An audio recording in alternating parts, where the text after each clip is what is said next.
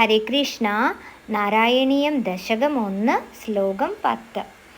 ഐശ്വര്യം ശങ്കരാദീശ്വര വിനിയമനം വിശ്വതേജോഹരാണാം തേജസ്സംഹാരി വീര്യം വിമലമഭിയശോ നിസ്പൃഹൈശോഭഗീതം അംഗാസംഗാ സദാ ശ്രീരഖിലവിദസിന ക്വാപി തേ സംഘവാർത്ത തദ്വാദാകാരവാസിൻ മുരഹര ഭഗവത് ശബ്ദമുഖ്യാശ്രയോസി.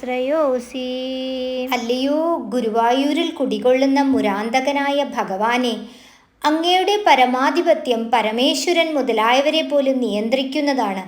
അങ്ങയുടെ തേജസ് മറ്റു സർവ്വവസ്തുക്കളുടെ തേജസ്സിനെ ഹരിക്കുന്ന തേജസ്സിനെ പോലും സംഹരിക്കുന്നതാണ്. അങ്ങയുടെ യശസ്സാകട്ടെ ശുദ്ധമായതും യാതൊന്നിലും കാംക്ഷയില്ലാത്തവരാൽ പോലും പാടി പുകഴ്ത്തപ്പെടുന്നതുമാണ്. മഹാലക്ഷ്മി എല്ലായ്പ്പോഴും അങ്ങയുടെ ശരീരത്തെ വിട്ടുപിരിയാതെ ആശ്രയിച്ചു കൊണ്ടിരിക്കുന്നു. അവിടുന്ന് സർവജ്ഞനാണ്, അങ്ങേക്ക് യാതൊന്നിലും ആസക്തിയുമില്ല. അതുകൊണ്ട് തന്നെ ഭഗവാൻ എന്ന ശബ്ദത്തിന് അങ്ങ് തന്നെയാണ് ഏറ്റവും യോഗ്യൻ.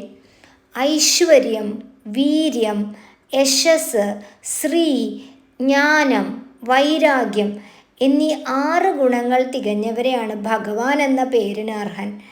ഈ 6 ഗുണങ്ങളും ചേർന്ന നമ്മുടെ പൊന്നു ഗുരുവായൂരപ്പനാണ് ഭഗവാൻ എന്ന ശബ്ദത്തിന് ഏറ്റവും യോഗ്യനെന്നാണ് ഭട്ടതിരിപ്പാട് പറയുന്നത്. ഹരേ കൃഷ്ണ. സർവം കൃഷ്ണാർപ്പണമസ്തു.